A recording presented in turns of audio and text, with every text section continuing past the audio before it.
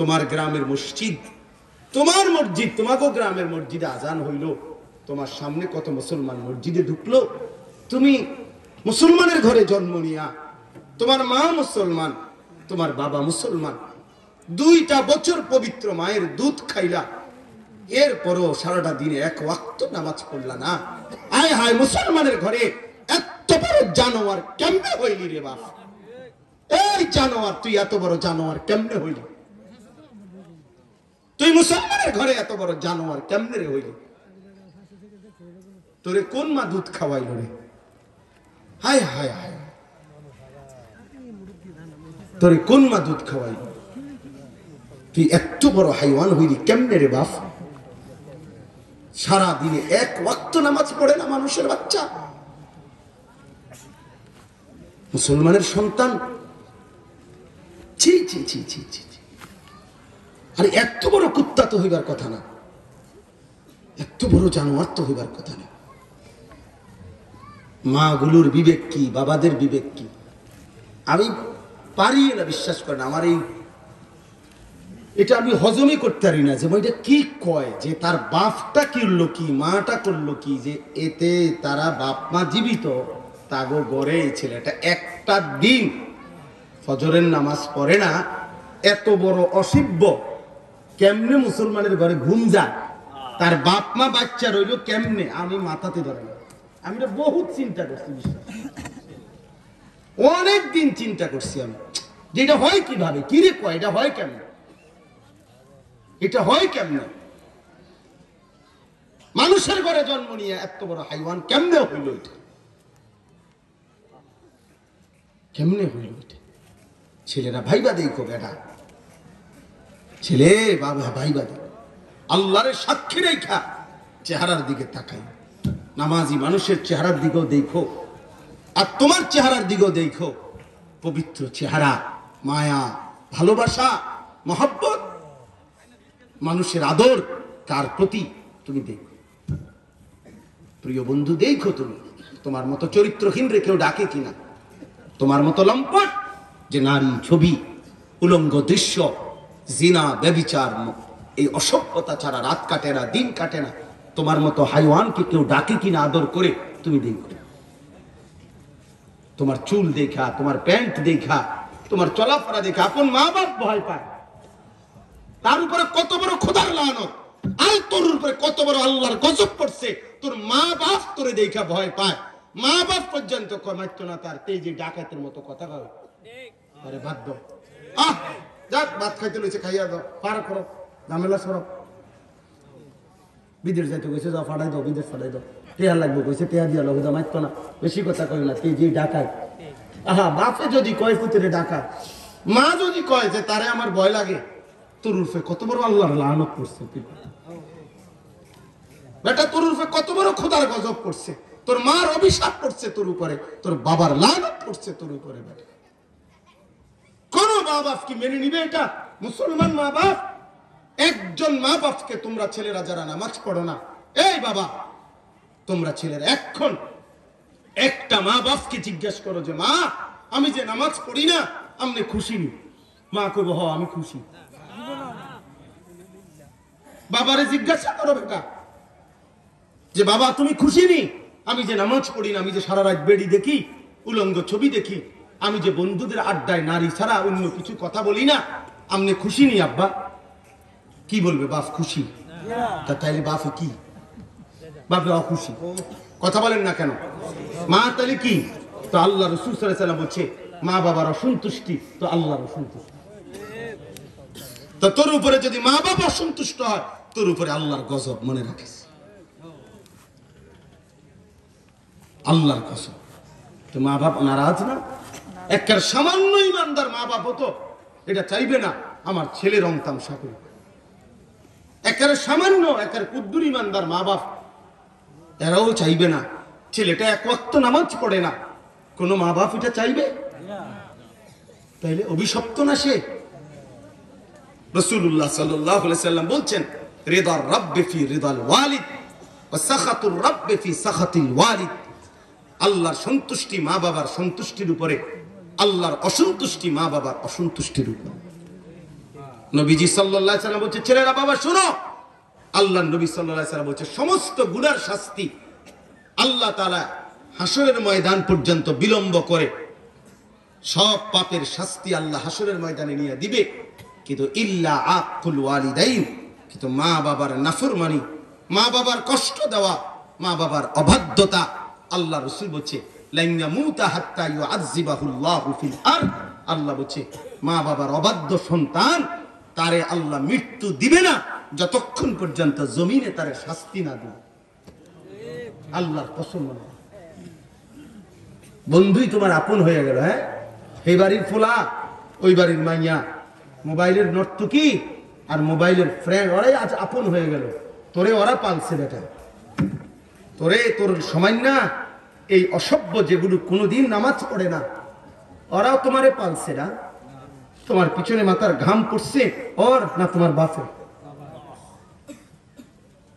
হ্যাঁ, আমার তো ছোটবেলার কথা মনে আছে, আমার আব্বারে আমি দেখতাম সারাটা দিন প্রাইভেট পড়াইতো, প্রাইমারি স্কুলে মাস্টারি করতো, মসজিদে 5 ওয়াক্ত নামাজের ইমামতি করতো, আর ফজরের পর থেকে আব্বা রাত 10টা পর্যন্ত একটা সাইকেল আছিল আব্বা, এই সাইকেলটা দিয়ে মানুষের ঘরে ঘরে ঘরে গিয়ে কোরআন শরীফ পড়াইতো। আমার কসম মনে আছে, আব্বা 1 মাস পড়াইলে আব্বাই কইতো কোথাও 100 টাকা বেতন দিত, কোথাও 150 টাকা বেতন দিত, প্রাইভেট ঘরে ঘরে গিয়ে পড়াইতো। হ্যাঁ, তো এই টাকাগুলো জমা কইরা আব্বা আমরা 5 ভাই 3 বোনকে মাদ্রাসায় পড়াইছি, দিন শিখাইছি। 5 ভাই 3 বোন, আমরা 8 জন মানুষ একটা সংসারে, ছোট্ট 2টা 4টা রুমে থাকতাম। একটা ফ্যানের জন্য কতদিন কাঁদছি, আব্বা গরমে কষ্ট হয়, আব্বা এই রুমে আর পারতেছি না, সিলিং ফ্যান লাগান লাগান। তো ওই বাবা বহুত কষ্টে মিলাই একটা সিলিং ফ্যান লাগাইছে।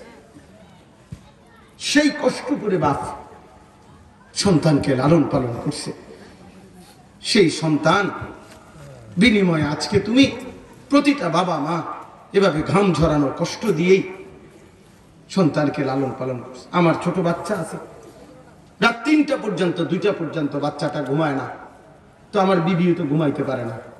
বাচ্চার মা সে সারাটা দিন একবার এটা একবার ওইটা একবার ওইটা একবার ওইটা, কদ্দুর ঘুমাইতে লাগলেই আবার টান দিয়ে উঠে লাগে, ডাক দেয়, একবার কয় পেশাব করবো, একবার কয় বাথরুমে যাইবো, একবার কয় নাস্তা খাইবো, শুধু শুধু একবার কয় পানি খাইবো, একবার বাইরে দিয়া গেছে পড়িয়া গেছে ভ্যা করে উঠছে, আরেকবার খোসা দিছে। এই তো না, একটা বিরক্তিকর বিষয়। আমি তো একদিনও পারতাম না, কিন্তু ওই মা, বাচ্চার মা, সে তো বাচ্চাটাকে এভাবে 5টা বছর 6টা বছর কোলে পিঠে আদরে সোহাগে বড় করছে। রে বাপ, তুমি, আমার ছোট মেয়ে আছে, তাহলে আমি তো চোখে দেখি আমার এই ছোট্ট মেয়েটাকে আমি কতগুলো চুমা দিই, আমার বিবি দেয়, কত আদর করে, কতবার জড়ায় ধরে, কতভাবে আদর করে। তাহলে এইভাবে প্রত্যেক মা বাবা তো তোমাদের প্রত্যেকটা সন্তানকে বাবা আদরে সোহাগে চুমু দিয়ে বুকে আগলাইয়া রাইখা জড়াইয়া ধইরা, এই কনকনে শীতের ঠান্ডা রাতে মা বুকে আগলাইয়া রাইখা তোমারে বড় করছিল সারাদিন নারী দেখবার জন্য, 1 ওয়াক্ত সেজদা না দেওয়ার জন্য। এই ছিল মায়ের উদ্দেশ্য।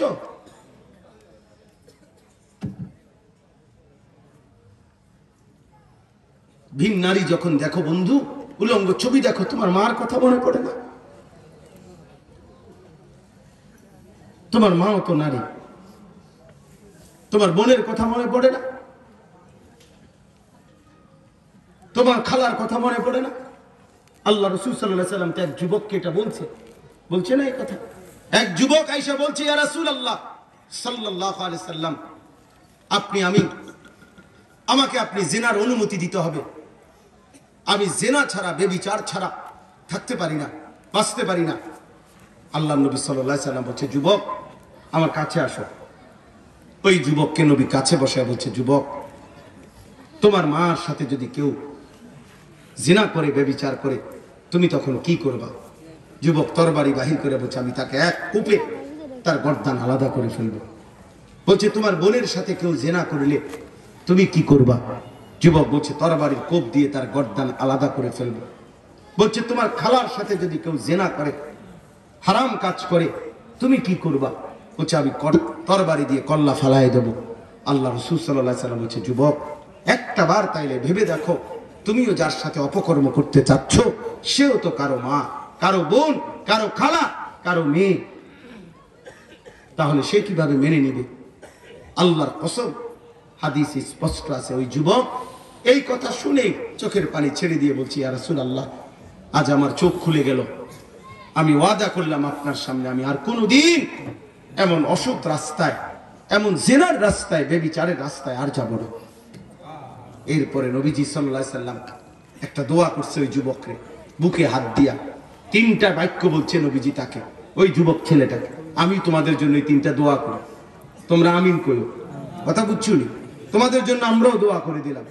আল্লাহর নবী ওই যুবকটাকে বুকে হাত দিয়ে তখন নবী কাছে আইনা বলছে, আল্লাহুম্মা গফির যামবাহু, আয় আল্লাহ আপনি তার গুনাহগুলো মাফ করে দেন। 2, ওয়া তাহহির কলবাহু, আল্লাহ আপনি তার দিলটা পবিত্র করে দেন। 3, ওয়া হাসসিন ফারজাহু, আল্লাহ আপনি তার লজ্জাস্থানকে পবিত্র করে দেন। বাহ, কি আজিম শান! আমরাও তোমাদের জন্য দোয়া করলাম, আল্লাহ তোমাদেরকে মাফ করে দেন, আল্লাহ তোমাদের দিল পবিত্র করে দেন, আল্লাহ তোমাদের লজ্জাস্থানকে হেফাজত করে পবিত্র রাখে, আল্লাহ তোমাদেরকে কবুল করো। অসৎ হইও না বা চরিত্রহীনতা কোন দৃষ্টিতে, পৃথিবীর কোন ভাষায়, প্রিয় বন্ধু আমার, পৃথিবীর কোন ধর্মে, কোন মতাদর্শে, কোন অঞ্চলে, পৃথিবীর মানবতা যেখানেই আছে সেখানেই নারীর সাথে অশ্লীলতা, বেহায়াপনা, নারী পুরুষের অবাধ সম্পর্ক পৃথিবীর কোথাও এটা প্রশংসনীয় নয়। কোন ধর্মে না, কোন ধর্মে না, পৃথিবীর কোন ধর্মে নাই এটা। মানবতার কোন অভিধানে, পৃথিবীর কোন অভিধানে নারী পুরুষের অবাধ মেলামেশা এটা কখনোই পৃথিবীতে কারো কাছেই কাম্য নয়। পৃথিবীর সমস্ত ফিতনা, সমস্ত মুসিবত, যত অন্যায়, বেহায়াপনা, অসভ্যতার পিছনে নারী এক প্রধান উপকরণ। এই জন্য নারীর ফাঁদ বড় শক্ত ফাঁদ। আল্লাহ রাসূল সাল্লাল্লাহু আলাইহি সাল্লাম বলছেন, নারীকে অপমান করা হয় নাই। কেউ যদি বলে নারীকে ছোট করতে, না বেটি তুমি বাইরে বাইরে ঘুরবা, তোমার একটা আলগি দিয়ে ধরে রাখবো, তোমার কথা বোঝেন। নারী মা তো ইসলাম তাকে ছোট করছে, নারী বোন ইসলাম তাকে ছোট করছে ভাইয়ের কাছে, নারী মেয়ে তো তাকে বাপের কাছে ছোট করছে, নারী স্ত্রী তো তাকে কি স্বামীর কাছে ইসলাম ছোট করছে? তো তাইলে অপমান করলো কই? মায়ের মর্যাদা সন্তানের কাছে ইসলাম বলে নাই? কথা বলেন। বোনের মর্যাদা ভাইয়ের কাছে বলে নাই? স্ত্রীর মর্যাদা স্বামীর কাছে বলে নাই? মেয়ের মর্যাদা বাপের কাছে বলে নাই? তাহলে বেহায়া নারীর ব্যাপারে বলছে, বেপর্দা নারীর ব্যাপারে বলছে, বিন নারীর ব্যাপারে বলছে, ফাত্তাকুদ দুনিয়া ওয়াত্তাকুন নিসা। নবী সাল্লাল্লাহু আলাইহি সাল্লাম বলেন, দুনিয়ার ধোঁকা থেকে বেঁচে থাকো এবং নারীর ধোঁকা থেকে বেঁচে থাকো। বয়স্ক বাবারা আমারে আপনারা মাফ করে দিয়েন, আপনাদেরকে সামনে রেখে আপনাদের সন্তানদেরকে এই কথাগুলো বললাম, যেহেতু আপনারাই দেখছেন চারিদিকে, আপনাদের এই নওজোয়ান ছেলেরা বেশি, ঠিক না বাবা? এই জন্য হয়তো আমনে করে যে হুজুর তো ফুলাফান রে শুধু কইল, ফুলাফান তো আমনে গো বাবা। কথা বলেন, এগুলো আপনাদের ছেলে পেলে না, এগুলো মহল্লার আপনাদের সন্তান না? এরা যদি চরিত্রবান হয়, এরা যদি নামাজ হয়, এরা যদি ফজরের নামাজ পড়ে, আল্লাহর কসম আগামী ইসলামের পতাকা এদের দ্বারা উড়বে, কোনো সন্দেহ নাই, কোনো সন্দেহ নাই। প্রিয় ছেলেরা মনে রাখো বাবা, আমি প্রতিদিন চিল্লাইতেছি, আগামী দিনে ইনশাআল্লাহ এটা মনে রাখো, তোমরা যদি কারো বিবেক থাকে, তুমি ভাই বোন আগামীর পৃথিবীর খবর নিও, বুঝতে চেষ্টা করো আগামীর পৃথিবী ইসলামের পৃথিবী, আগামীর পৃথিবী কোরআনের পৃথিবী। এই যে ব্যাপক প্রত্যেক মাহফিলে আমি একজন না, আলহামদুলিল্লাহ হক্কানি উলামায়ে কেরাম বর্তমানে যেখানেই বয়ান করে, এই সব মাহফিলে আলহামদুলিল্লাহ কিশোর তরুণ নওজোয়ান ব্যাপক উপস্থিত হয়। এটা লক্ষণ, এটা পূর্বাভাস আগামীতে এই নওজোয়ানরা ইসলামের পতাকা উড়াবে। তুমি মনে করো না কেডা ভালো হয়েছে, তুমি জানো তোমার দ্বারা কইব কিতে হইতে, তোমার মতো সিটারের নি কইব হইতে ভালো ভালো কে কে হইছে, চরিত্রবান কে কে হচ্ছে, আল্লাহর কসম এরা তো আমাদের কাছে সম্পর্ক রাখে, যোগাযোগ করে, প্রত্যেকের সুবিধা মতো ওলামায়ে কেরামের কাছে পেশ করে যে হুজুর পিছনের গুনাহ ছেড়ে দিছি, নতুন জিন্দেগি শুরু করে দিছি। তুমি জানো না তোমারে বলবে কিত্তু, তোমারে কিত্তু কইব। ওলামায়ে কেরাম ছাড়া জাতির কোথাও কোনো আশ্রয় নাই। ঈমান আমলের জন্য, আখিরাতের জন্য, দ্বীনের জন্য দাওয়াত বলেন, তাবলীগ বলেন, তালিম বলেন, তাজকিয়া বলেন, সর্বকিছুতে উম্মতের আশ্রয় ওলামায়ে কেরাম। ওলামায়ে কেরাম, ওলামায়ে কেরাম থেকে বিচ্ছিন্ন হয়ে কোন কাজ করিলে পৃথিবীতে সেটা দ্বীনের নামে টিকবে না। বা তরকারির নামে টিকতে পারে, দ্বীনের নামে টিকবে না। এই জন্য এই যে নতুন যেই ফিতনা আমাদের উপরে চাপায়া দিছে, সাদ নামের এক ভণ্ড, এই ভণ্ড প্রতারকের যেই অনুসারীরা উম্মতের উলামাদের থেকে জাতিকে বিভ্রান্ত করার চেষ্টা করছে, এরা কোনোদিনও সফল হবে না, কোনোদিনও না। মনে রাখবে,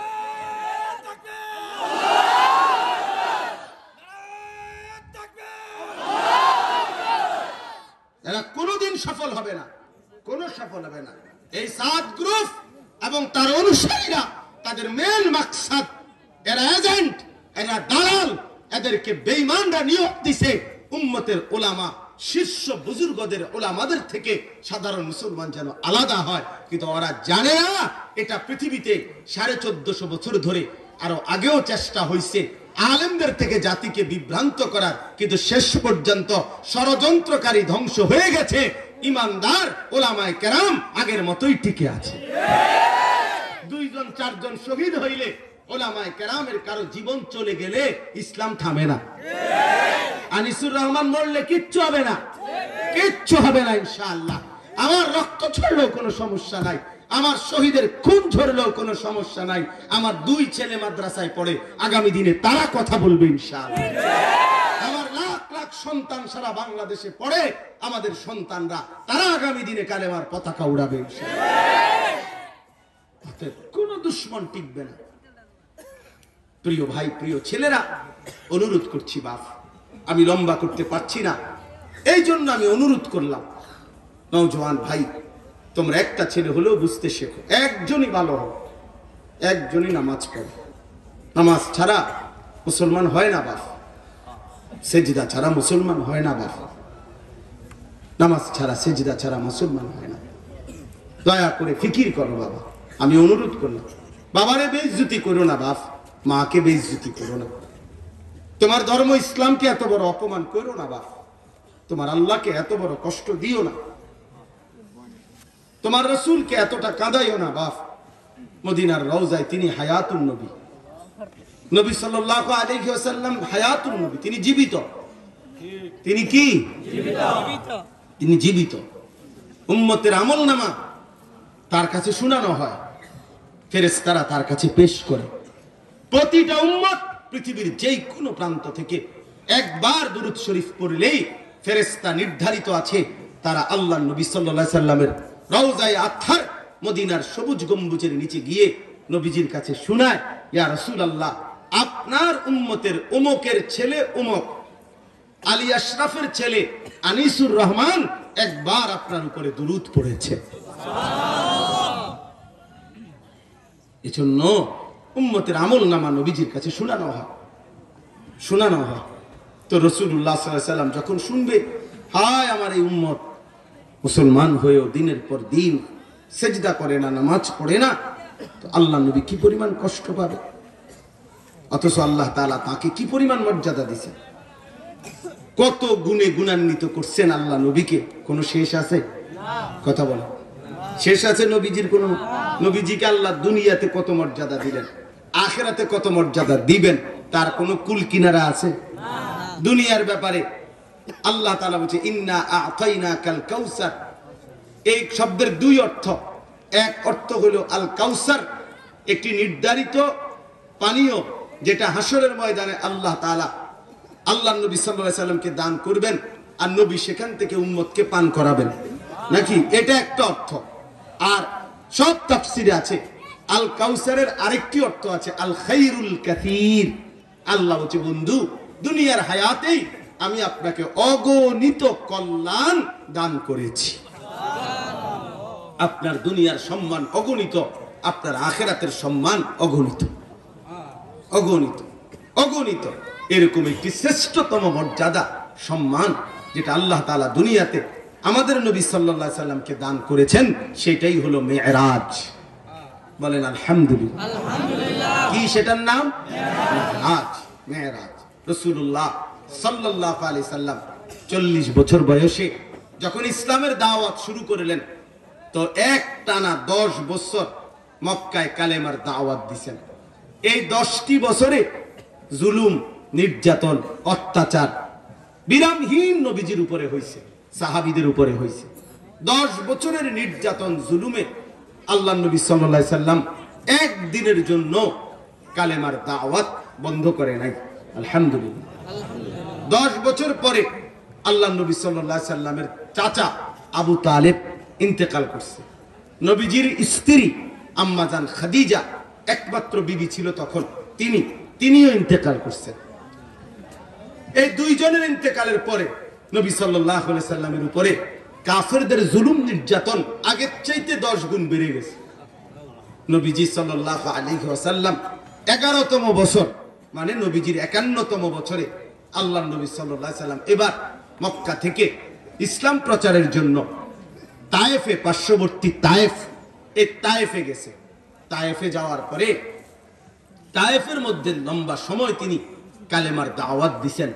একটি লোক কালেমা গ্রহণ করে নাই, বরং পাথরের আঘাতে তাড়ায় দিছে, ছোট বাচ্চাদেরকে লাগায় দিছে।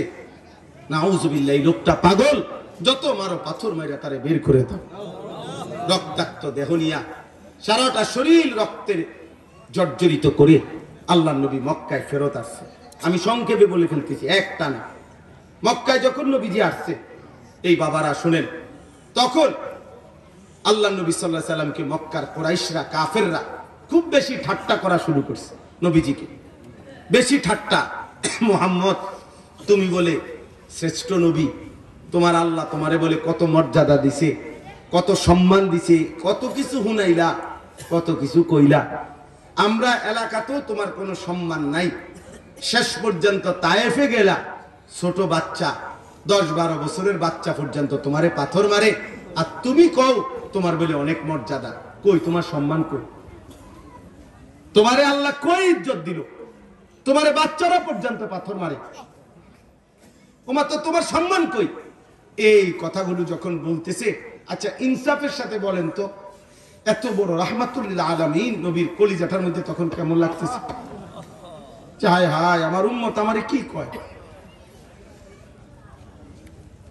আমরা কিতাবে পড়ছি বা নবীজি তায়েফের ময়দান থেকে রক্তাক্ত শরীর নিয়ে রাত গভীরে এই রক্ত মাখা শরীরে ওই দিন ফিরে আসার পরে রাত্রিবেলা কাঁদছিলেন নবী, খুব কাঁদছিলেন, কাইদা আল্লাহর কাছে দোয়া করছিলেন। দোয়ার মধ্যে একটা কথা বলছিলেন যে মাওলা, মাওলা আপনি আমারে কার কাছে পাঠাইলেন? ইলা মান তাকিলনি, এই মাওলা কার কাছে পাঠাইলেন? মানুষ বুঝি আপনার দিকে ডাকলাম, বিনিময় বুঝি আমার এইভাবে পাথর মারল?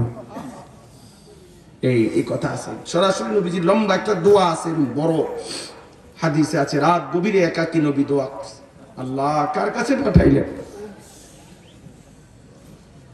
আপনার দিকে আমি ডাকছি, ওরা আমার এইভাবে পাথর মারলো। ইলা বাঈদিন ইয়াতাজাহামুনি, আমি কি এক অপরিচিত লোক যাকে তারা এইভাবে তাড়িয়ে দিল? ইলা আদুফিন মাল্লাকতাহু আলা আমরি, আমাকে কি শত্রুর কাছে দিলেন যাদের উপরে আমার কোনোই ক্ষমতা থাকলো না? এইভাবে নবীজি বলছেন আল্লাহর কাছে। মানে কি পরিমাণ আঘাত পাইছেন, তাই কি পরিমাণ আঘাত পাইছেন। কিন্তু একটা কথা আছে আশ্চর্য, এই অনেকক্ষণ কাইদা কাইটা নবীজি মনের আবেগ আল্লাহর কাছে বইলা, শেষে নবীজি রক্তাক্ত এই শরীর নিয়ে একটা কথা বলছে, ইনলাম তাকুন আলাইয়া গাদাবুন ফালা উবালি। নবী বলছে মাওলা যা বলছি বলছি, মনের কষ্টে বলছি, তবে একটা কথা মাওলা, যদি বলেন আপনি আরশে আজিম থেকে যে আপনি আমার উপরে নারাজ না, আপনি আমার উপরে খুশি আছেন, তো মাওলা এমন হাজার পাথরের আঘাত সইতেও আমি রাজি। এই কথাই, ইন লাম তাকুন আলাইয়া গাদাবুন, আপনি যদি বলেন আমার উপরে আপনি রাগ করেন নাই, ফালা উবালি, আমি কোনো পরোয়া করি না, কোনো অসুবিধা নাই, মারুক পাথর, আপনি অসন্তুষ্ট নিয়ে হেডা করেন। আপনি যদি নারাজ হন তো আমার আর থাকলো কি, আর আপনি যদি রাজি থাকেন গোটা পৃথিবী আমার বিরোধী হলে অসুবিধা কি।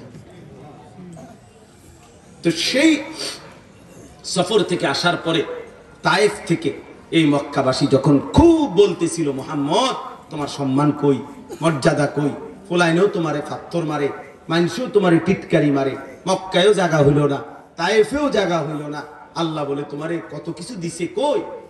তখন আল্লাহ তাআলা জিব্রাইলকে পাঠিয়ে এই তায়েফের থেকে ফিরে আসার পর আল্লাহ তাআলা জিব্রাইলকে পাঠাইছে, জিব্রাইল যাও যাও, ওরা বেশি বিদ্রুপ করতেছে, আমার বন্ধুরে বেশি মন্দসন্দ বলতেছে, ওরা বলতেছে আমি নাকি আমার বন্ধুকে কোনো সম্মান দেই নাই, চলো জিব্রাইল যাও বন্ধুকে নিয়ে আসো, এবার সম্মানের সর্বোচ্চ মর্যাদা যেটা আমি আজকে বন্ধুকে এটা দিয়ে দেব,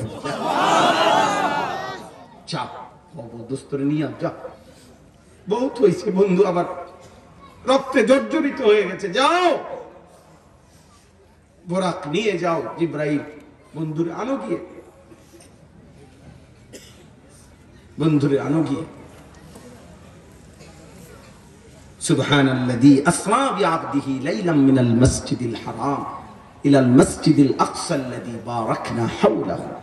আল্লাহ বলেন পবিত্র মহিমান্বিত ওই মালিক যিনি তার বন্ধু, তার বান্দা নবী মুহাম্মদ সাল্লাল্লাহু আলাইহি সাল্লামকে রাত্রিবেলা মসজিদে হারাম মক্কা থেকে মসজিদে আকসা ফিলিস্তিন বাইতুল মুকদ্দাস এলাকা, সেখান থেকে আরশে আজিম পর্যন্ত মেহমান করে নিয়েছেন।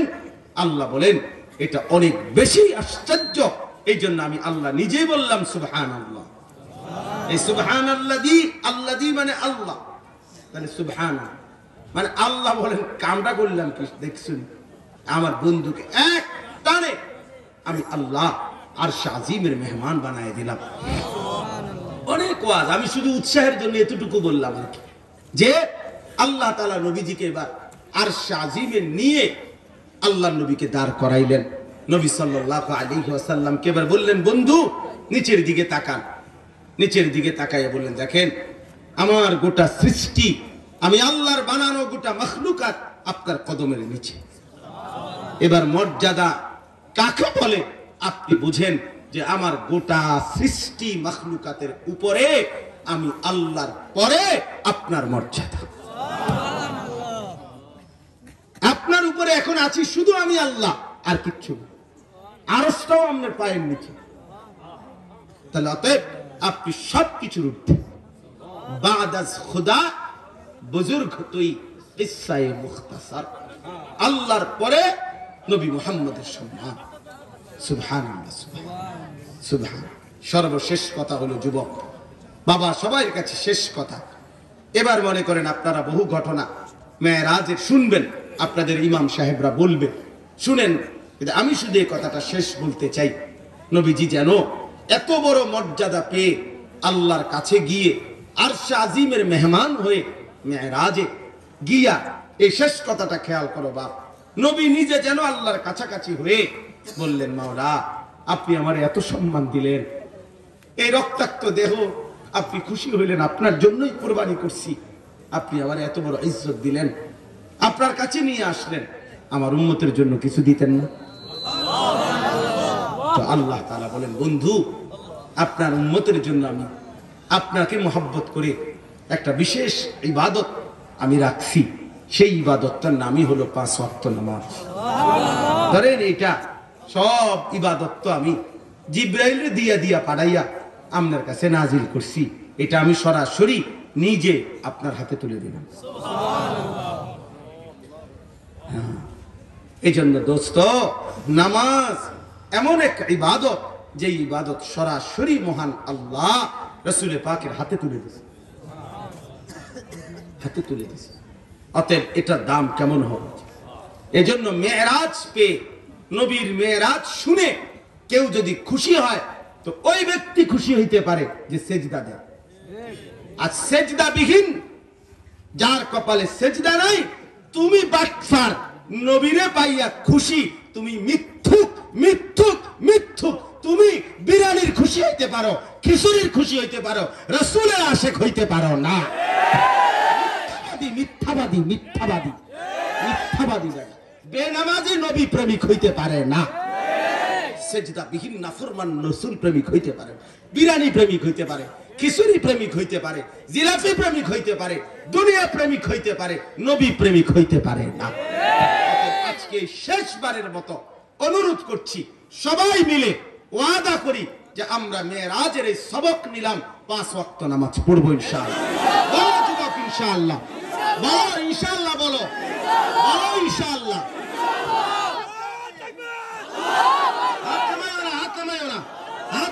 উঠাও হাত, আল্লাহ কবুল করে।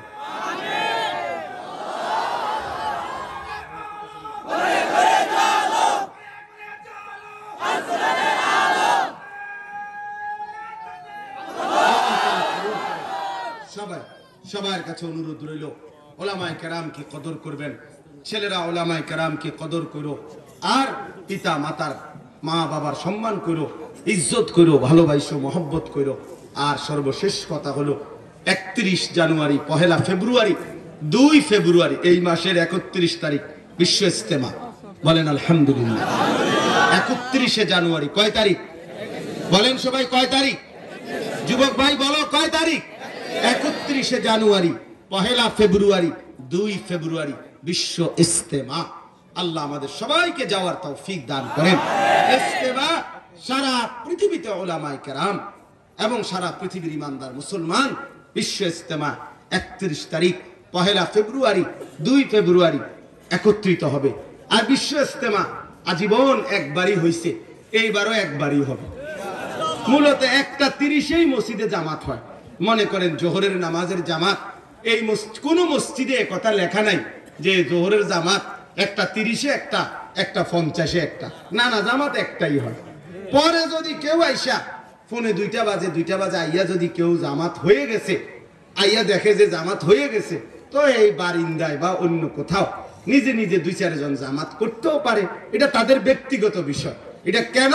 ওই আগের জামাত পাইছে না হেরা মূলত। এই জন্য 31 জানুয়ারি, 1 ফেব্রুয়ারি, 2 ফেব্রুয়ারির বিশ্ব ইজতেমা কেউ যদি না পায়, তো পরে যদি 2-4 জন কোথাও একত্র হয় হইতেও পারে। কিন্তু এটা মূল কারণ হলো 1:30টার জামাত পাইছে না দেখে। জামাত কয়বার? ফজরের জামাত মসজিদে কয়টা? জোহরের জামাত কয়টা? আসরের জামাত কয়টা? মাগরিবের জামাত কয়টা? এশার জামাত কয়টা? বিশ্ব ইজতেমা কয়টা? একটা বিশ্ব ইজতেমা। ওলামায়ে কেরামের তত্ত্বাবধানে, আলমী শুরার তত্ত্বাবধানে যেটা, এটাই ইজতেমা। সাদ এবং তার অনুসারীদের এটা কোনো ইজতেমা না। ইজতেমা এটা ধোঁকা, ধোঁকা, ধোঁকা, ধোঁকা, এটা ধোঁকা। আল্লাহ আমাদেরকে হেফাজত করেন। 2 বছর আগে হুজুর হারাম শরীফে মক্কায় একদিন এক বাংলাদেশি ভাই দৌড়াই আমার কাছে আইসা আমারে জড়ায় ধরে কাঁদতেছে, অজরে কাঁদতেছে। তাই বললাম কি হইলো, কান্না থামান, কাঁদতেছেন? হুজুর আমি এই আল্লাহর ঘরেই প্রথমবারের মতো আসছি, শুধু আপনার এক কথা শুনি। তাই বললাম কি কথা এটা? হুজুর এই কথা এটা, এই আমি এটা বয়ানে শুনছি, আপনি এটা কইছেন যে যেই চোখ কাবার কালো গিলাফ দেখে নাই, মদিনার রওজা সবুজ গম্বুজ দেখে নাই, সে দেখলো কি? আমার দিলের মধ্যে এটা খুব ধাক্কা লাগছে যে হ্যাঁ আসলে আমি তাহলে দেখলাম কি? এরপরে আমার দিল পাগল হয়ে গেছে, আমি আল্লাহর ঘরে আসছি। আল্লাহ, এটা আল্লাহর ইচ্ছা। আল্লাহ কখনো কারো দিলে কোনো কথা লাগায়। এই জন্য যেই দিল আল্লাহকে নিয়ে ভাবে না ছেলেরা, এটা কোনো দিল না বাপ, এটা দিল না। সারা পৃথিবীর সব নারী দেখেও তোমার তৃপ্তি হবে না। সারা দিন এই ফালতু জীবন, ঘোরা গাড়ি, রং তামাশা, ফুর্তি, একদিন দিন শেষে ঘুমাইবার সময় তৃপ্তি আসবে না। তুমি দেখো আমার কথাটা ইনসাফের সাথে, প্রিয় ভাই তোমরা জানো আমি ব্যক্তিগতভাবে নওজোয়ান ছেলেদের বিষয়াদি নিয়ে খুব গবেষণা করি, ভাবি, ফিকির করি। কাছের থেকে বুঝতে চেষ্টা করি। তুমি ইনসাফের সাথে দেখো, সারাদিন এই রং তামাশা, হই হুল্লুর, লাফালাফি, ফালাফালি, নারী, ছবি, মোবাইল, অশ্লীল দৃশ্য, বন্ধুদের আড্ডা, গালি গালাজ, অসভ্য কথা, জানোয়ারি কথা বলে রাত্রে যখন ঘুমাইতে যাও, আল্লাহর কসম করে বলো, তোমার দিলকে তুমি জিজ্ঞাসা করো, দিলের মধ্যে দেখবা সুখ নাই, তৃপ্তি নাই, তৃপ্তি নাই, স্বস্তি নাই, বরং হতাশা, পেরেশানি, পেরেশানি, সুখ হয় না। গুনাহগারের দিল সুখ হয় না, নাফরমানের দিল সুখ হয় না, বরং আল্লাহকে সেজদা দিয়ে দেখো, আল্লাহকে সেজদা দিয়ে দেখো, আল্লাহর দিন মেনে দেখো, ইনশাআল্লাহ কলিজা ভরা সুখ মিলবে। আল্লাহ তাআলা কোরআন হাদিসে কুদসিতে আছে, আল্লাহ তাআলা বলেন, ইয়া ইবনা আদম তাফাররাগ লিইবাদাতি। ওই দেখেন, ওই ছেলে দেখেন, ওই অপদার্থকে দেখেন, এই যে তোমার লগের এই ছেলে, বলা হয়েছিল না মোবাইলটা না এ করতে, মানে কিছু ছেলেই আছে একেবারে অসভ্য। এর কত হইলো, আরো বড় হুজুরও যদি কর, আমি আমার বাপেও যদি আমার কোরবান হইয়া কর, আমি মোবাইল ছাড়া বাঁচতাম না। এগুলো এক ধরনের গাদ্দার স্বভাব, মানে কলজার মধ্যে এইভাবে মোবাইল বসাই দিছে, এটা ছাড়া ভাবতেই পারে না, এটা ছাড়া মাছ যেমন পানি ছাড়া বাঁচতেই পারে না। আমি ইলিশ মাছ দেখছি, ইলিশ মাছ চাঁদপুর বড় মাছ ঘাটে ইলিশ মাছ নিজে দেখছি, ওই উঠাই যে দাঁড়ায় দাঁড়ায়, মানে পানির থেকে নদীর উড়াইয়া, মানে একটা গোট দিতেই বেড়ে যায় ইলিশ মাছ, মানে একটা মিনিটও ইলিশ মাছটা আমাদের কি হয় না, বাঁচে না, এই পানির থেকে আলাদা করে উড়াইবার সাথে সাথে একটা সাইড দেয়, মরে যায়। অন্যান্য মাছ তো আরো কিছুক্ষণ কি করে, বাচ্চা থাকে, কিন্তু ইলিশ মাছ মানে এ পানি ছাড়া বাঁচতেই পারে। এই অসংখ্য ছেলে পেলে তোমরা, আহারে বাবারে, মোবাইল ছাড়া তোমাদের একটা মিনিট কাটতে চায়, কি পেশাবখানা, কি বাথরুম, কি টয়লেট, কি খাবার, কি হাঁটা চলা, আহা বাবা আছে এখানে, দাদারা আছে, এলাকার মুরব্বীরা আছে, এত ওলামায়ে কেরাম আছে, কত মানুষ দেখতেছে, আমারে কি ভাববে, কিচ্ছু বোঝে না, একেবারে টোটাল ব্রেনটা ঢালাই করে লাগছে, এটার মধ্যে একেবারে ঢালাই করে লাগছে, যে কেউ দেখুক, যে যা মনে করুক, আমার অসভ্যতা, আমারটা আমার লোক। এত বিবেকহীন বাবা মানুষ হয় না, এত বিবেকহীন। আত্মমর্যাদা তো একটু সম্পদ, মানুষের একটু হইলেও তো লজ্জা হওয়া উচিত, যে আমাকে তো আমার বড়রা দেখছে, আমাকে তো আমার মুরব্বীরা দেখতেছে, আমার আছে। সূরা মুলকের মধ্যে প্রত্যেক নাফরমান পাপী জাহান্নামের আযাবে যখন চিৎকার করবে, তখন ফেরেশতারা তাদেরকে বলবে, আলাম ইয়াতিকুম নাদির, হে নাফরমান চিল্লাও কেন, তোমার কাছে কি কোনো ভয় প্রদর্শনকারী বান্দা দুনিয়াতে আসে নাই? তোমাকে কি কেউ কখনো কবরের কথা, আখিরাতের কথা, জাহান্নামের কথা বলে নাই? এই তখন জাহান্নামী বান্দা বলবে, ক্বালু বালা, হ্যাঁ এসেছিল, ক্বাদ জাআনা নাদির, হ্যাঁ ভাই এসেছিল আমার কাছে কত ইমাম, কত আলেম, কত ওয়াইস, কত আল্লাহওয়ালারা আমারে বারবার শুনাইছে এই কবরের কথা, আখিরাতের কথা, জাহান্নামের কথা। ফাকাযযাবনা, আমি মিথ্যা মনে করেছি। অকুলনা মা নাযালাল্লাহু মিন শাই, আমি প্রতিনিয়ত বলছি যেগুলো আল্লাহ বলে না, তোমরা হুজুররা বানায় বানায় বলো। এরপরে যেই কথাটা, এইটা হলো আমার উদ্দেশ্য বোঝানো। অকালু লাউ কুন্না নাসমাউ আও নাআকিলু মা কুন্না ফি আসহাবিস সাঈর। প্রত্যেক পাপী জাহান্নামী ফেরেশতাদের সামনে বলবে, ফেরেশতা ভাই, সেদিন যদি দুনিয়াতে একটু শুনতাম কথাটা মনোযোগ দিয়ে, অথবা বুঝতাম, তাহলে তো আজ আমি জাহান্নামী হতাম। এই তাইলে বুঝতে হবে, আজকে যদি বুঝতাম লাভ হতো, সেদিন বুঝবে, কিন্তু আফসোস করে, আহা যদি দুনিয়াতে বুঝতাম। লাউ কুন্না নাসমাউ আও নাআকিলু, যদি আমরা শুনতাম অথবা বুঝতাম, মা কুন্না ফি আসহাবিস সাঈর, তাহলে আজ জাহান্নামী হতাম না। তাহলে এই জন্য বললাম, কোরআনুল কারীমের মধ্যে আছে, আল্লাহ বলেন কাল্লা লাউ তা'লামুনা ইলমাল ইয়াকিন। বান্দা, আজকে যদি কোরআন থেকে শুনে, রাসূলের হাদিস থেকে শুনে, উলামায়ে কেরামের জবান থেকে শুনে তুমি যদি কবর, হাসর, আখিরাত, মিজান, ফুলসিরাত, জান্নাত, জাহান্নাম, পরকালের এই কথাগুলো যদি বুঝতা, ইয়াকিন করতা, খুব ভালো হতো। কত না ভালো হতো। আজকে বিশ্বাস করলে আমল করতে পারতা, আজকে যদি বানিয়ে নিতা তো নিজের জীবনে আনতে পারতা। কিন্তু মনে রেখো, লাতারাবুন্নাল জাহিম। আল্লাহ তাআলা বলেন অচিরেই একদিন হাসরের ময়দানে তোমরা সকলেই জাহান্নামকে নিজের চোখে দেখবা। সেদিন মনে পড়বে, সেদিন বুঝে আসবে, সেদিন সব খেয়াল হবে। ইয়াউমাইদিন ইয়াতাযাক্কারুল ইনসান। প্রতিটা ব্যক্তি তার জীবনের সব কিছু মনে পড়বে হাসরের ময়দানে জাহান্নামকে দেখলে। কিন্তু আল্লাহর কসম, আল্লাহ তাআলা বলেন ওয়া আন্না লাহু যিকরা। কিন্তু বলো না বান্দা, সেদিন মনে পড়ে কি লাভ হবে? তাহলে আল্লাহ তাআলা বলেন সেদিন মনে পড়ে লাভ কি হবে? আজ যদি বুঝতা তো লাভ হইতো, আজ যদি শুনতা তাইলে লাভ হইতো, আজ যদি ইয়াকিন করতা তাইলে লাভ হতো। কিন্তু হাসরের ময়দানে বুঝেও আসবে, মনেও পড়বে, খেয়ালও আসবে, কিন্তু লাভ হবে। এই জন্য নওজোয়ান, বয়স্ক বাবা, পর্দার আড়ালের মা বোন, শুধু আমি একজন বক্তার জন্য বলতেছি, সমস্ত আলেমদের কথাগুলো, উলামায়ে কেরামের নসিহতগুলো, শুক্রবারের জুমার বয়ান, সবটাই মনোযোগ দিয়ে শোনা উচিত, নিজের জন্য শোনা উচিত। এই মোবাইলের মধ্যে জমাইয়া কি করবা বাপ? এই মোবাইলের মধ্যে জমাইয়া কি করবো? সবাই একটা একটা মোবাইল ধরে রাখছো, এটা ধরে কি করলা বাপ?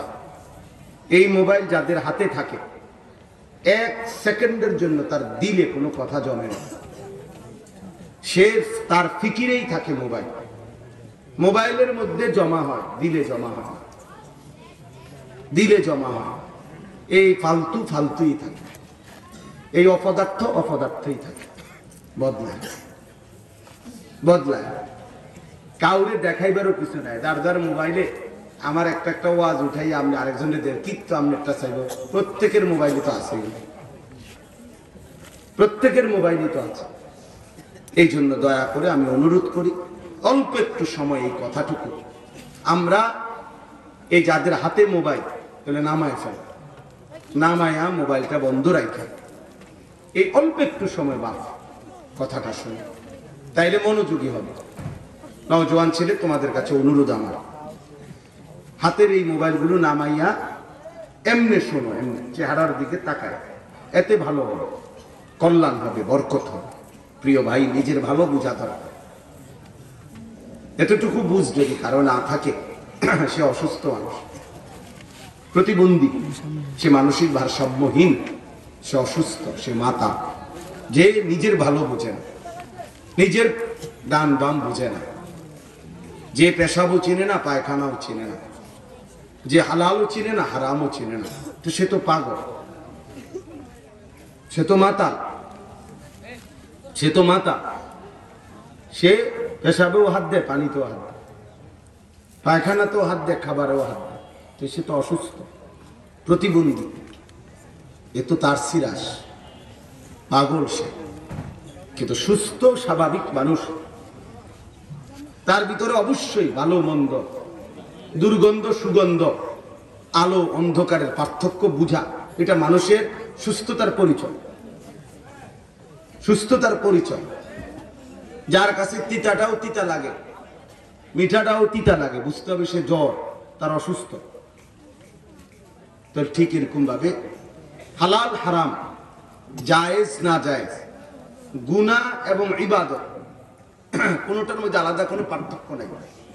মাকেও দেখে, পরের নারীকেও দেখে, বোনকেও দেখে, রাস্তার নর্তকীও দেখে, মোবাইলের নারীও দেখে। তো তুমি সুস্থ হইলা কইবা? তোমার কাছে হালাল হারামের তো কোনো পার্থক্য নেই, তুমি তো স্বাভাবিক না, অসুস্থ, অস্বাভাবিক, প্রতিবন্ধী, পাগল, মাতা। এই জন্য এটা বোঝা উচিত নওজোয়ান। এর দূর যদি বিবেক না থাকে, তো তুমি মানুষ এসে বাঁচার অর্থ কি? গরু ছাগলের সাথে জীবনের পার্থক্য কি? কুকুর বিড়ালের সাথে পার্থক্য কি?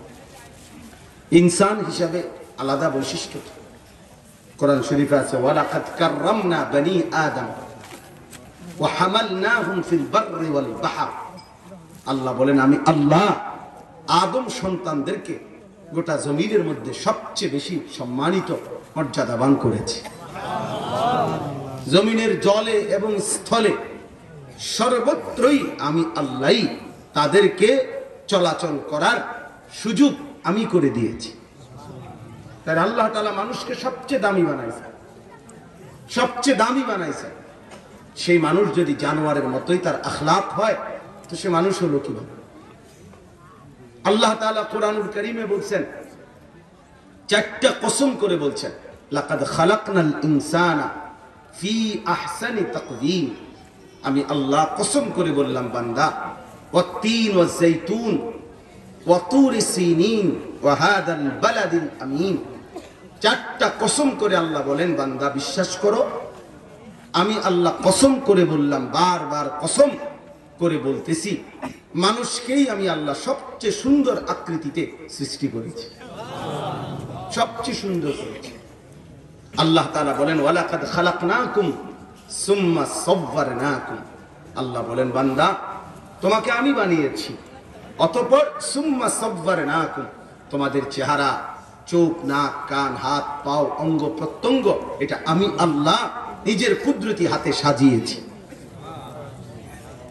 তুমি আমার হাতের বানানো, তুমি আমার হাতের সাজানো। বানাইছিও আমি, সাজাইছিও আমি, আমি সাজিয়েছি তোমাকে। তুমি আমার শ্রেষ্ঠ সৃষ্টি, তুমি আমার বড় যত্নে গড়া সৃষ্টি, তুমি আমার মায়ার সৃষ্টি, তুমি আমার বহুতই মহব্বতের সৃষ্টি। আমি আল্লাহ চাইলে কুন ফায়াকুন, হও বললেই হয়ে যায়। সেখানে আমি তোমাকে বানাইবার জন্য 9 মাস কেন লাগাইলাম? তোমার মতো এক ছোট্ট বাচ্চা তৈরি করতে তো আমার 9 মাস লাগার কথা না, আমি তো কুন বললেই হয়ে যাই। হইতো না বাপ? কি বলো ছেলেরা, হইতো না? তো সেখানে আল্লাহ তাআলা আমাকে, তোমাকে, বাবারা আপনাদেরকে, মহান আল্লাহ পাক রব্বুল আলামিন 9 মাস মায়ের পেটে রাইখা কি করলো দেখেন। এটা বারবার হাতে লাগে।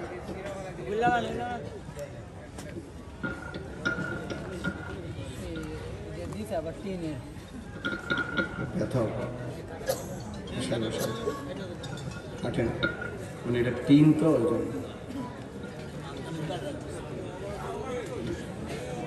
অপারেটর ওলা কোথায় ভাই? এটা খুলো তোমার এটা।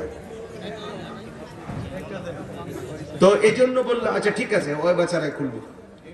এই জন্য বললাম যে আমরা এইটুকু অনুভব করা, আল্লাহ তাআলা আমাদেরকে মানুষ বানাইছে, আল্লাহ তাআলা আমাদেরকে সম্মানিত করেছেন, আল্লাহ তাআলা আমাদেরকে সবচেয়ে সুন্দর করে বানিয়েছেন, আল্লাহ তাআলা আমাদেরকে সময় লাগিয়ে যত্ন করে সাজাইছেন। 9 মাস, 9 মাস। কোরআন শরীফের অন্য আয়াতে আছে, হাল আতা আলাল ইনসানি হিনুম মিনাদ দাহর লাম ইয়াকুন শাইআম মাযকুরা। শুধু 9 মাস না বান্দা, তোমারে বানাইবার জন্য আমি আল্লাহ যুগের পর যুগ সময় লাগাইছি। যুগের পর যুগ মানে কি? এক যুগ মানে কয় বছর? 12 বছর। এই যুগের পর যুগ একজন মানুষের পিছনে। তার মানে হলো আল্লাহ তাআলা বলেন প্রথম মানুষকে আল্লাহ সৃষ্টি করেছেন মাটি থেকে। তো এই যে মাটি থেকে আমারে বানাইছেন, সেই মাটিটা জমিনে আল্লাহ তাআলা কত বছর যাবত সংরক্ষণ করেছেন এটা আল্লাহ ছাড়া কেউ জানে না, কেউ জানে না। এই মাটি কতদিন থেকে মাটি? আমার দাদার আমল থেকে মাটি নাকি? কথা বলেন না কেন? এই এখন আপনারা যে বসছেন, এই এখন আপনাদের যে পায়ের নিচে মাটি, এই মাটি কয় বছর থেকে? গত 30 বছর থেকে মাটি।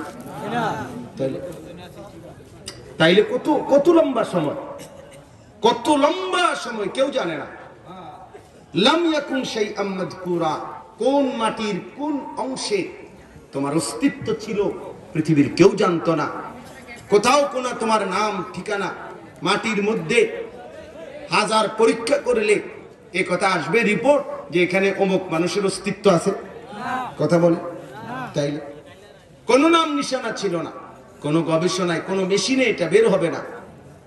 কিন্তু আল্লাহ তাআলা বলেন, সেই অনস্তিত্ব থেকে আমি আল্লাহ কতদিন কত যুগ লাগাইয়া রাখছি তুমি জানো না। আমি সেই অবস্থা থেকে একদিন নির্দিষ্ট পরিমাণ মাটি দিয়ে আমি আল্লাহ তোমাকে সৃষ্টি করেছি। প্রিয় বন্ধু আমার, নওজোয়ান সাথী, দোস্ত আমার, বুঝতে শেখো। একজন বক্তার ওয়াজ শুনতে দৌড়ায় আসলাম, সে কিছু কথা বললো, একটু তারে দেখা চলে গেলাম। তুমি তোমার মতোই, আগের মতোই। দোস্ত, এটা ইনসাফ না, এটা বিবেকের কাজ হইতে পারে না, এটা সুস্থ স্বাভাবিক মানুষের পরিচয় হইতে পারে। আজীবন বুঝি তোমার জামা, শার্ট, তোমার গেঞ্জি, তোমার চুল, তোমার পোশাক সারা বছর বুঝি একরকমই থাকবে, তুমি বদলাইবা না কখনো, তুমি কখনোই বদলাইবা না। ইসলাম তোমার কাছে কোনো আশা করে না। মহান আল্লাহ পাক, ছেলেরা বলো বাবা, মহান আল্লাহ পাক তোমাকে সৃষ্টি করে তিনি কিছুই চায় না তোমার কাছে। রাসূলুল্লাহ সাল্লাল্লাহু আলাইহি ওয়াসাল্লাম 23 বছর দ্বীনের মেহনত করে, এত চোখের পানি, এত রক্ত ঝরিয়ে আমাদের কাছে কিছুই চায় না। তো তিনি আমাদের কাছে কিছুই চায় না। আল্লাহ তাআলা আমাদেরকে ছোট্ট মাসুম বাচ্চা থেকে আজকে সুস্থ সবল বানাইছেন। কারো বয়স 14, কারো 16, কারো 20, 25। তো এমন তাগড়া জওয়ান, শক্তি, সামর্থ্য বন্ধু, এ তো আল্লাহ তাআলা দান করছেন। সেই মালিকের কথা একবারও মনে পড়ে না। একজন মানুষ এতটা গাদ্দার কিভাবে হয় বাপ? এত সীমা লঙ্ঘনকারী মানুষ কিভাবে হয়? আল্লাহকে বলে গেছে, মোটেই চেনে না। এই জন্য দোস্ত, আমি অনুরোধ করি, প্রিয় ভাই আমার, তুমি তোমারে চিনো, তুমি তোমারে বুঝতে শিখো, তুমি তোমারে চিনো, তোমার আত্মপরিচয় জানো। আত্মপরিচয় আমরা ছোটবেলায় পড়ছি, বাংলা বইয়ের মধ্যে রচনা, ছোট ছোট রচনা পড়ছি। বট গাছের আত্মকাহিনী, রুটির আত্মকাহিনী। ব্যক্তি রুটি খাইতেছে, তো রুটি যেন বলতেছে, জানেন আমি এই রুটি আপনার মুখ পর্যন্ত আসতে ইতিপূর্বে আমাকে কতগুলো ধাপ অতিক্রম করতে হয়েছে। এই রুটির আত্মকাহিনী পড়ছি ছোটবেলায় আমি, আমার মনে আছে প্রাইমারি স্কুলে। বট গাছের আত্মকাহিনী। একটা বট গাছ কত বড়, কিন্তু কতটা ছোট্ট এক বটের দানা থেকে আজকে এটা এত বড় গাছ হয়েছে। তা তুমি তো দোস্ত 16 বছর থেকেই পৃথিবীতে না, তুমি তো একদিন মায়ের পেটে ছিলা, এক দুর্বল মাসুম বাচ্চা ছিলা। যে মালিক রব্বুল আলামিন আমাকে, আপনাকে, সকলকে, প্রিয় নওজোয়ান তোমাদেরকে, আল্লাহ তাআলা আমাদেরকে এভাবে সৃষ্টি করে ধীরে ধীরে এই দুর্বল হালাত থেকে শক্তি সঞ্চার করলেন, তার কি কোনো হক আদায় করতে নাই? তাকে মোটেই রাখতে নাই। এটা ইনসাফ? এই জন্য ওই মুসলমানের বাচ্চা, পাষাণ নওজোয়ান, ওই ছেলে জালেম, গাদ্দার, যে তার মালিক চিনে না, যে আল্লাহকে চিনে না, সে কিছুই চিনে না। ওই মানুষ না, ওই জানোয়ার। আল্লাহ চিনে না, মনিব চিনে না, বানানেওয়ালা চিনে না, এমন নাফরমান এই জানোয়ার, এই কুকুর ছাড়া আর কিচ্ছু না। হ্যাঁ, মনে রাখো ছেলেরা, আল্লাহর কোরআন ধরে বললাম, কোরআন শরীফে আল্লাহ বলছে, এই বাপ সবাই শুনেন, আল্লাহ কোরআনে বলছে ফামাসালুহু কামাসালিল কালব। কোরআনের সরাসরি আয়াত। আল্লাহ বলছেন নাফরমান, বেঈমান কুত্তার মতো, কুত্তার মতো, কুত্তার মতো, কুত্তার মতো। দেখো কোরআন শরীফ, কামাসালিল কালব। কালব অর্থ কি? কুত্তা, কুত্তার মতো। এজন্য যার কপালে সেজদা নাই বেটা, তোর আখলাক কুত্তার মতো বেটা, জানোয়ারের আখলাক বেটা। ঘুম যাস, পেশাব করস, আল্লাহ কোরআনে বলছে কুকুরের স্বভাব, কামাথালিল কালব। কার সাথে রাগ করবা? হ্যাঁ, কার সাথে অভিমান করবা? আল্লাহ তাআলা বলছেন কুকুরের স্বভাব। ইন তাহমিল আলাইহি ইয়ালহাস আও তাতরুকহু ইয়ালহাস। আল্লাহ বলে কুত্তার স্বভাব কি? আল্লাহ নিজে বলে, ওই কিছু পাইলেও জিহ্বা লম্বা করে, কিছু না পাইলেও জিহ্বা লম্বা করে। এই নাফরমানের আখলাক এটা। নাফরমান দুনিয়া পেল জিব্বা লম্বা করে আরো চাই, না পেল আরো চাই, আরো চাই। শুকর বলতে কিছু নাই। বেচা কিনা চলতেছে, আরে দোকানে বেচের মাল বেচতেছে, সারা দিনে বেচছে মনে 20,000 টাকা। এরপর আপনি মাগরিবের টাইমে সন্ধ্যায় তারে বলবেন কি ভাই বেচা কিনা কেমন? না আগের ব্যবসা নাই। করতে অনকি আর এই ব্যবসা আছে? কত বড় বাটপা, কত বড় নিকৃষ্ট জানোয়ার বেটা তুই। তুই সারাদিন বেচলি না মান, তো আগের ব্যবসা নাই মানে কি? আগের ব্যবসা কি নাই? কোন আমলের ব্যবসা নাই? আজ থেকে 300 বছর আগের ব্যবসা নাই, তো তুমি ওই সময় জন্ম নিলা না? তুমি ফালতু এই সময় আইলা কা? আগের ব্যবসা যখন নাই তো তুমি আগে আইতা অনাইছো কিতা? তুমি নূহ নবীর আমলে জন্ম নিতা তো আরো ভালো ব্যবসা হইতো। ওই সময় তুমি জীবিত হইলা এখন, আগের ব্যবসা নাই। আগের দে কোনটা কোনটা নাই? মানে মূল কথা হলো যে কুকুরের সমান, পাইলেও জিব্বা লম্বা, না পাইলেও কি আরো চাই, আরো চাই, আরো চাই। এই জন্য আমি অনুরোধ করি, আল্লাহ তাআলা বলছেন, এত বড় কথা বলার পরে লজ্জা হওয়ার কথা আল্লাহ নিজে বলছেন। আর মূল বিষয় হলো তোমরা অনেক ছেলে আছো যাদের বিবেক একদম মরে গেছে, একদম মরে গেছে।